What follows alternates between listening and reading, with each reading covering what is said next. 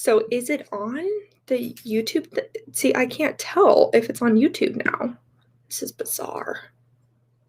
This is bizarre. I don't know what I'm doing. Can you check on your phone? Oh, Rue, you smell so bad. I can check here on.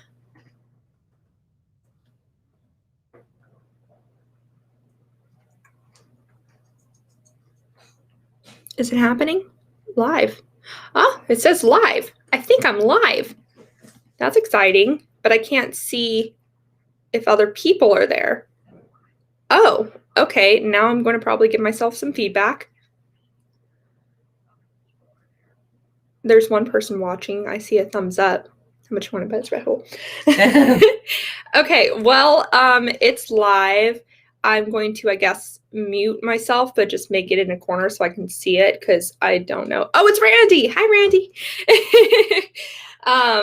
Yeah, he actually promoted the book club thing on his live chat, so that was very sweet of him. Nice. But anyways, hey y'all, it's Becky here from the Beckisphere, and welcome back to my channel. If you're new here, hi, my name is Becky, and every Tuesday and Thursday, we talk about the climate here. The problems, yes, but the solutions, yes. So if that sounds like something you'd be interested in, go ahead and click that subscribe button below. Click the like, share, comment, all that good stuff. I just got a Twitch, like literally within a half hour. So, I mean, if you're watching this, it means you're on YouTube, which is kind of irrelevant. But if you do like watching things live on Twitch better than YouTube, then you are welcome to go over there. Maybe there's some better, like maybe it's more feedback or whatever. Oh, I see. So that's on there too. Okay, let me mute myself on there too because I'm probably causing feedback.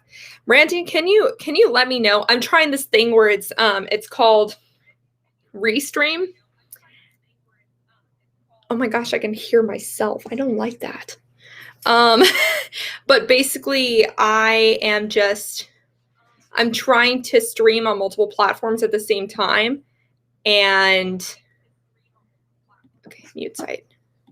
Okay, I muted myself twice, so that's good. But yeah, so if the audio is being weird or something like that, or it's being glitchy, let me know because I'm trying something new. I figured it was a good time to do so since it's like, you know, starting a new book and stuff. Why not? Oh, it does say 343. Okay, someone bounced. But if you are here, if you're new here, the video's a little grainy, audio is great. Okay, the video graininess, that's just me. That's just the camera. So thank you for the feedback. Rude. So we are reading a new book. Yay! It is called All We Can Save, and it's by multiple authors, but it is edited by Ayana, I'm guessing that's how you pronounce her name, Ayana Elizabeth Johnson and Catherine K. Wilkinson. And so today we are just going to go through the intro and just talk about some of the things that we're excited about with it. Rude, do not eat my plant. Rude. Okay, if you see a cat back there, his name is Rue, and he's adorable. He has his own Instagram, Jack Rue, if you care. Anyways, and then if you hear a voice off to the side, that is my mom, Sandy. Say hi, Sandy. Hello. Yep, there's her hand. Yeah, so that way I'm not just talking to myself. But with this new thing also, I will say that it looks like there's some ways that I can add more people into it and stuff. Like there's other possibilities, so that's really cool too. I still want you, but I'm just saying. If you can't physically make it over here one of these times, then hopefully this would work too. But yeah, so that's what's happening. So today we're going to look at the intro, which is called Begin. And if you have this book already, just follow along. If you don't, hopefully you will still find this interesting because I am already excited about this book. I feel like it's going to be a neat read. It's a combination between essays and poetry from women in the climate movement to elevate the voices of women in the movement because now the cat and dog are attacking each other under the door. Keep going. But yeah, so basically it's an essay with a bunch of women in the climate movement to elevate the voices of women in the movement, because we have historically not been really a part of the table. And it's appropriate because today is Women in Science Day. I didn't know that. Yeah. So That's congratulations cool. to you, Mom, because you're also a woman of science. Yay. Computer science. Mhm. And I am also a woman of science, environmental science. So yay, represent. And I have my Monterey Bay Aquarium t-shirt, coincidentally. Nice. Which, women of science. So grab whatever beverage you would like. And let's get going. All right, so it begins with a poem. A little poem. So I'm going to read the poem. It's actually like there's no page number for this part. It's just a small little poem. But let's start it. My heart is moved by all I cannot save. So much has been destroyed. I have to cast my lot with those who age after age perversely.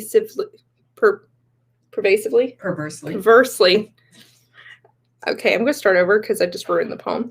It's a very short poem. My heart is moved by all I cannot save. So much has been destroyed. I have to cast my lot with those who age after age perversely, with no extraordinary power to reconstitute the world. I'm so sorry. I'm dyslexic. I butchered that so hard. That was fine. Randy says, "Yay, Becky and Becky's mom! Yay!" And that was by Adrienne Rich. And again, let me show you in the back all the different authors and poets. There are so many, so it's really cool how many are part. And I recognize some of these names, but not most of them. I also think it's interesting how Adrienne Marie Brown chose to lowercase her name throughout all of it. So that's interesting.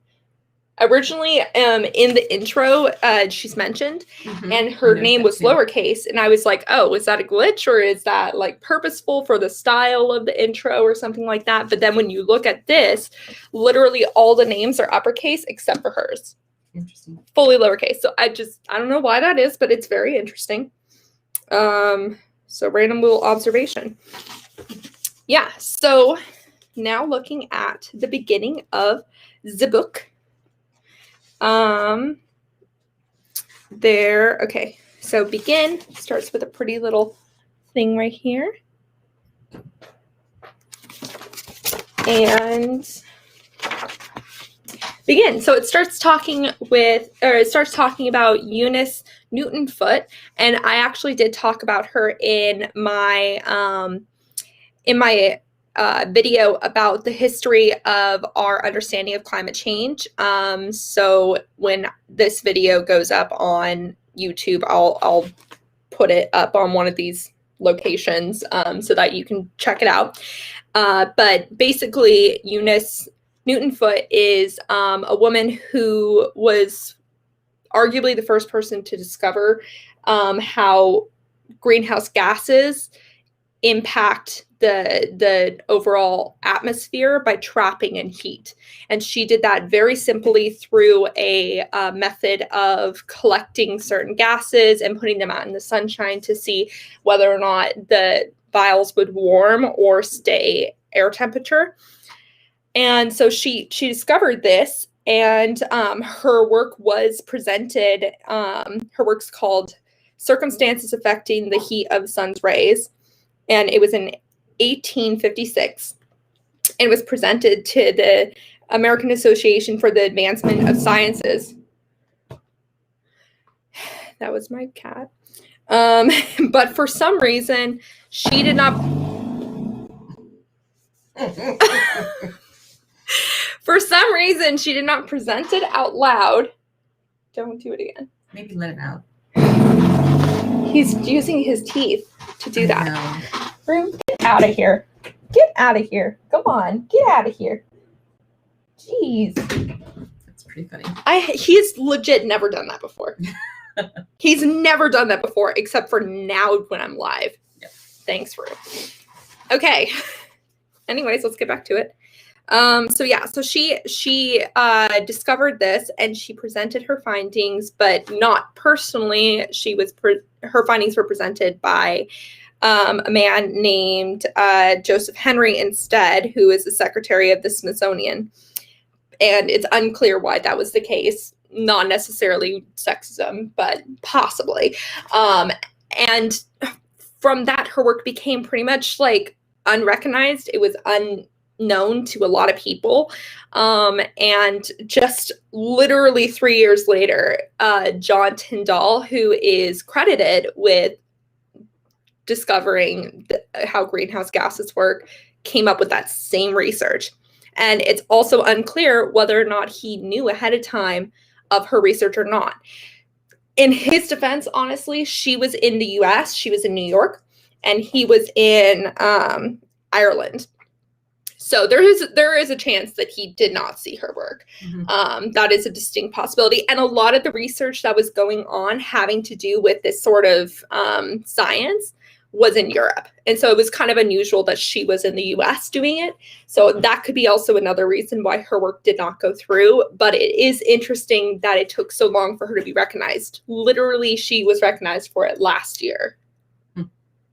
But then in addition to that, they also mentioned that she also signed the Declaration of Sentiments, which is a manifesto created during the first Women's Rights Convention in the US. And so it really showed, and that was in 1848 in Seneca Falls. And so it really showed that not only was she a scientist, but she was also a feminist. And that's just one of the first examples of how those two things really did go hand in hand.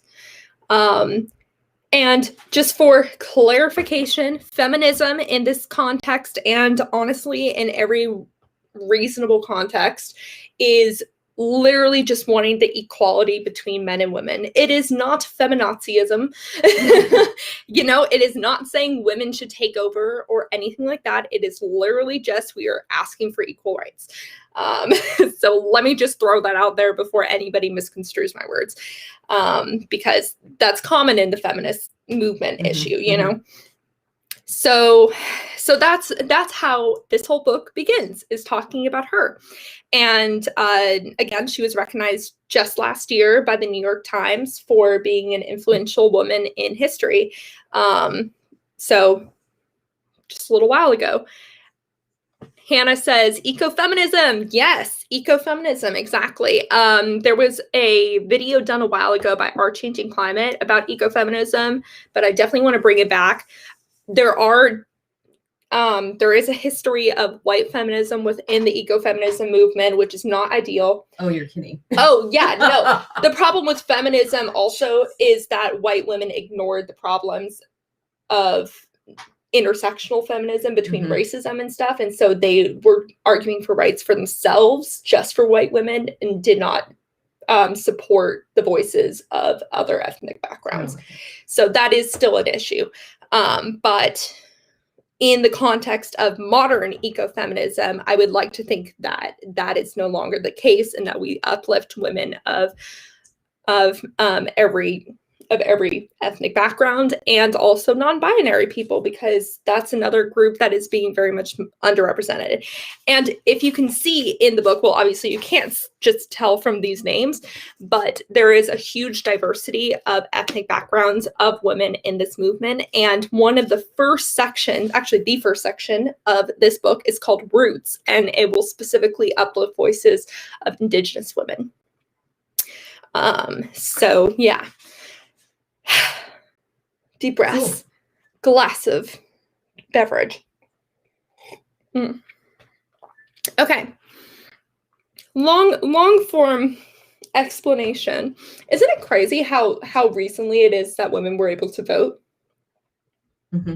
Like, when was that? Was Grandma able to vote? Yeah, Grandma was. Grandma was. She was like one of the first, though. Maybe my grandmother was one of the first. Really? Yeah. I'm trying to remember when women gained the right to vote. I feel like I should know that. But anyways, so then they continue to talk about how things are now, where just these last couple movements in both the climate movement and the women's rights movements, we are seeing people that are supporting the other movement. And so it just, again, it shows intersectionality. Obviously, me, I am an ecofeminist just by my existence. But there's also just a lot of cases where women really are a lead in the voices. I mean, think about Greta Thunberg is a very big voice in the climate movement, and a woman. And another example is Rachel Carson. I think that's a really good example as well. So there's a lot of women that are in the movement, but not very many that were actually brought up in the movement or brought to the table in the movement. So there's many that we don't even know about that are like that.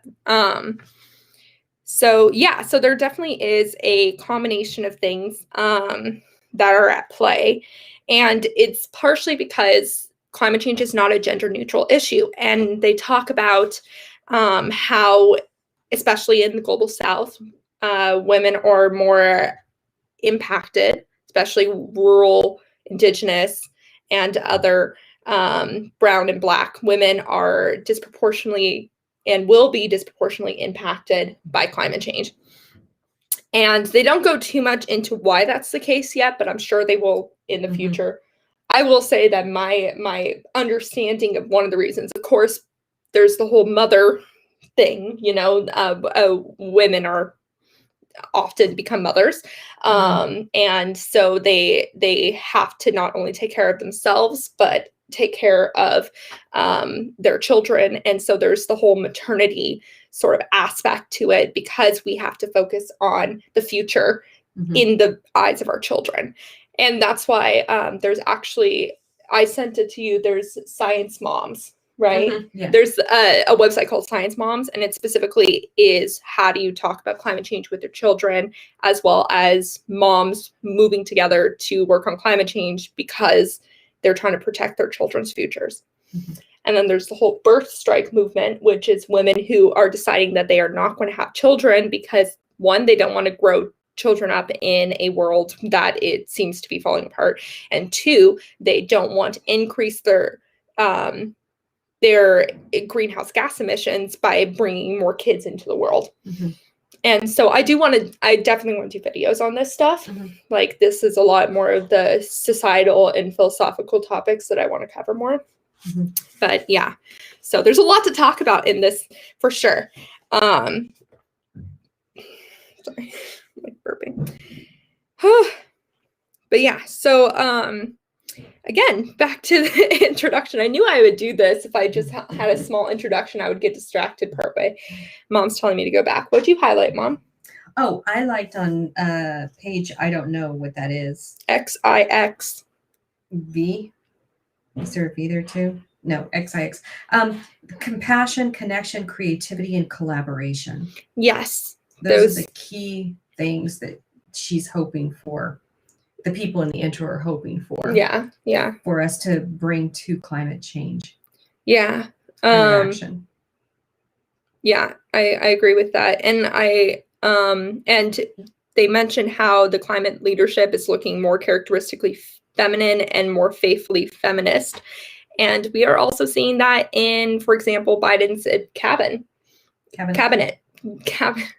In Biden's cabinet, the majority of his cabinet are women, which is unheard of.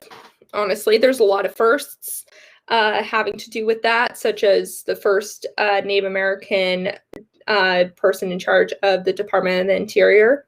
Obviously, the first VP. She's not necessarily in the climate cabinet, but she is, you know.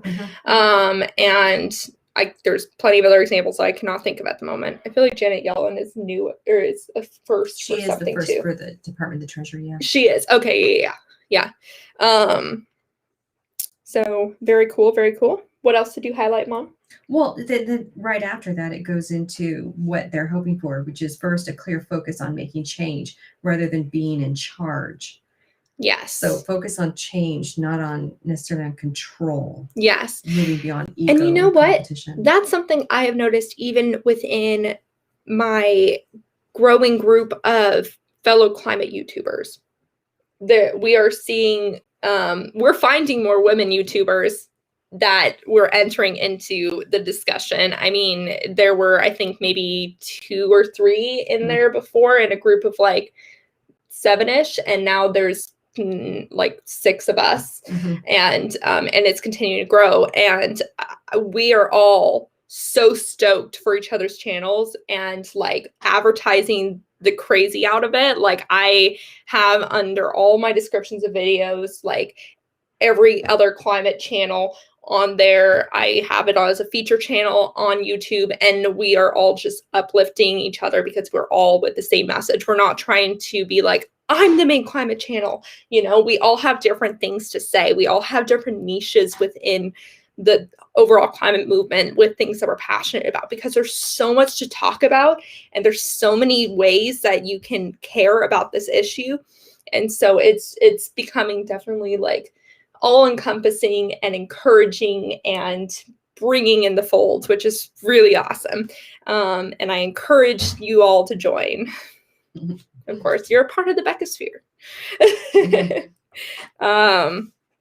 Yeah, and another thing is that there's a commitment to responding to climate crisis in ways that heal systemic injustices along the way. And we're seeing a lot of that within the Biden administration. We're seeing a lot of that within more grassroots movements and community-based movements to really focus on communities that have been disenfranchised for the majority of the history of America and the world, and humanity. And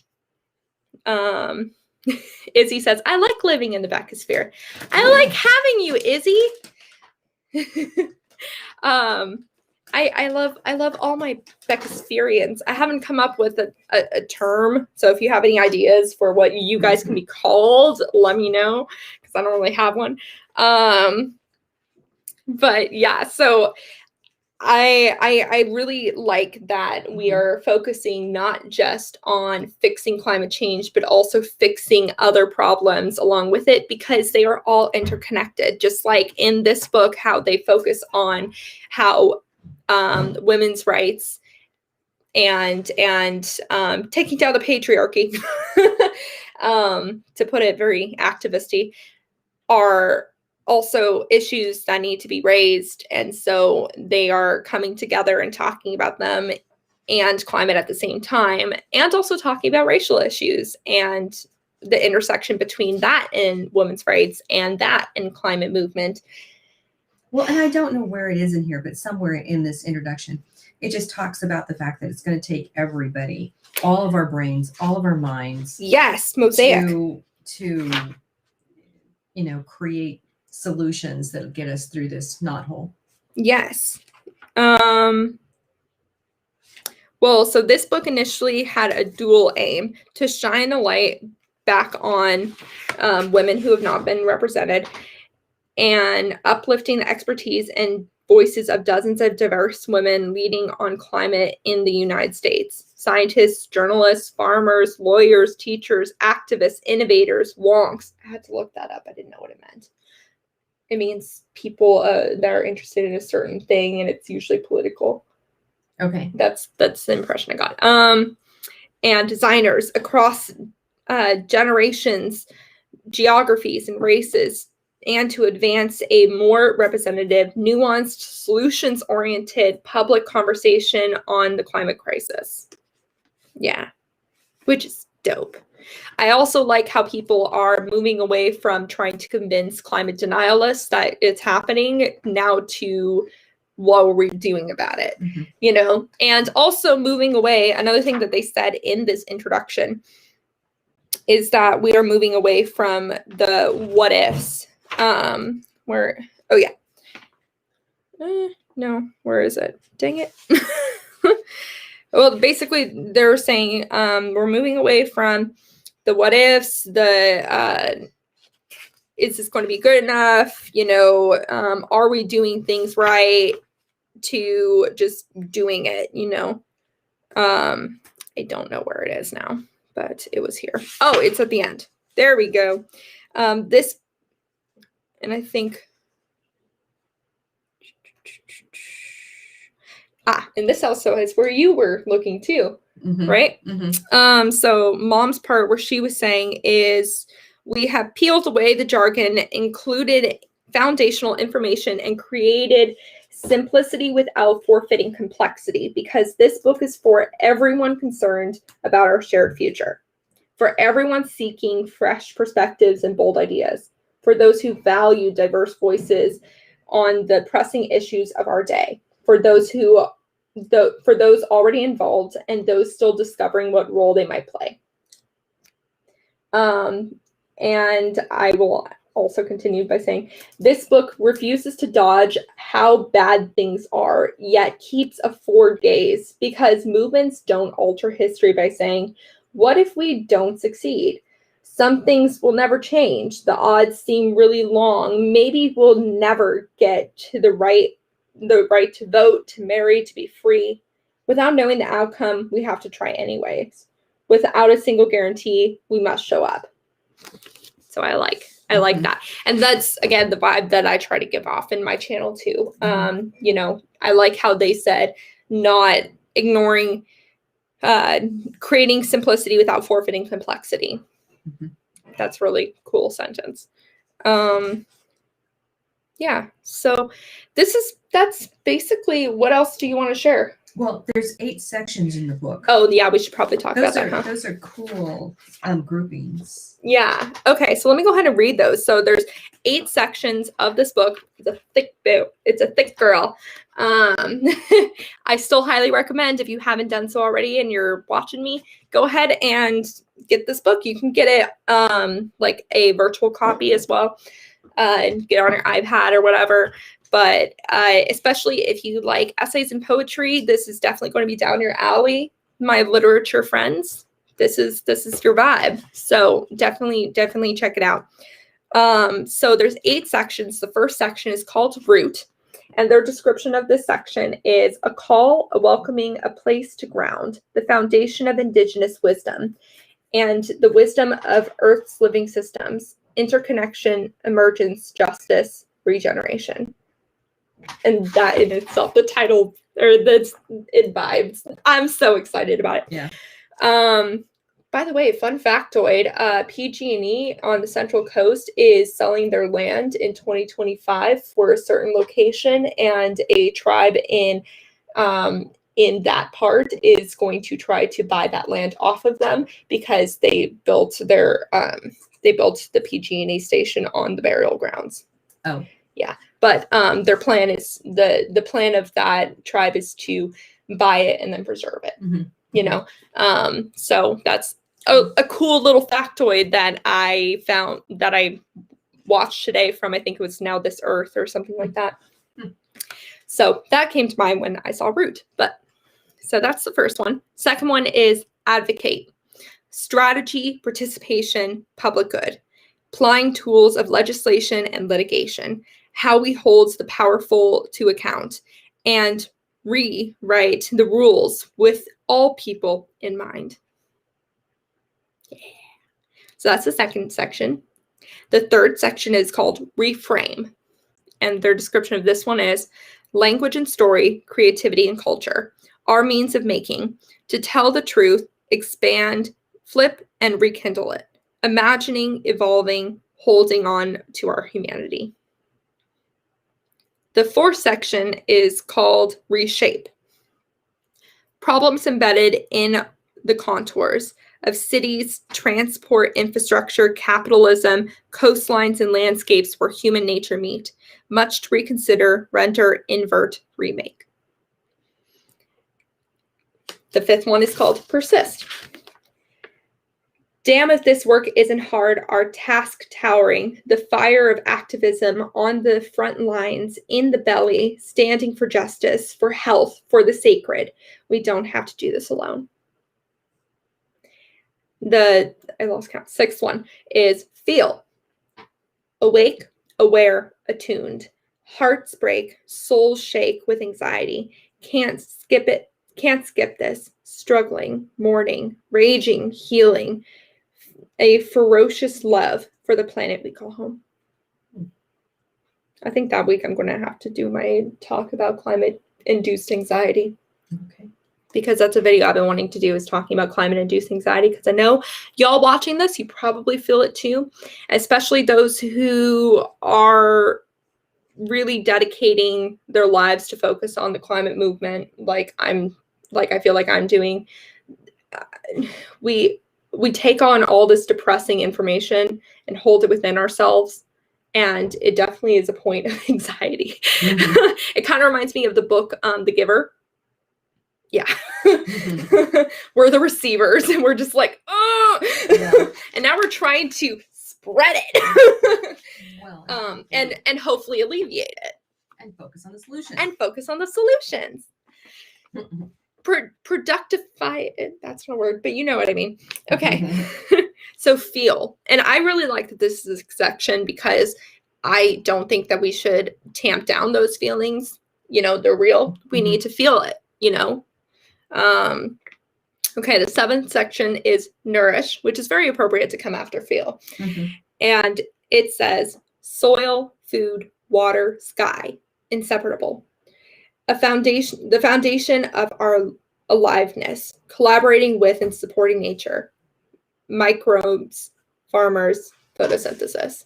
So nourish is kind of a double meaning in that way, because it's not only just nourishing ourselves, but the actual like food nourishment, agriculture, because that's a very important aspect of the overall climate movement, is restructuring our agricultural system. And the final section is rise. Generations, growing, giving, gathering, nurture community and transformation for a future that holds us, all of us. This is the work of our lifetimes. So I hope you all join us on next Thursday. We are going to start with root. And I am going to put a poll out on my Instagram on what root thing we should do. So your goal is to read the root sections if you can, and decide which one is your favorite that you want to talk about. And that will be the one we talk about. And if no one votes, then I get to choose, or mom. So that's the plan. So if you want to say, if you want to have a say on the main piece that we're going to talk about, because we're going to just do one per section, then please let me know. Either DM me on one of my social platforms, comment below of this video, or I will have a poll up probably the day before. So it'll be next Wednesday. I'll have a poll up to decide which of these literature pieces we're going to focus on. And with that, that's all I have for today. How long have we been going? I don't even know. Is there a way to find out on this thing? I mean, there's you know, YouTube. Let people go. I'm going to let people go. Y'all eat dinner. Oh, yeah. I can just look at it. It's been 35 minutes. Okay. So we can all go. Please get the book. In the link of the description, if you're not watching this live, there's a link in the description of this video. I hope you all have a wonderful time. Remember to talk about the climate every single day and to support your local news organizations. All right. I'll talk to you all later in the Beckosphere. Oh, and also comment below what video I should do for Tuesday, because I'm still undecided. I'm probably going to do onshore wind if no one tells me otherwise, but like, let me know. All right. Talk to you later. Bye. I don't know why I do this, because you can all hear me and see me for a long period of time.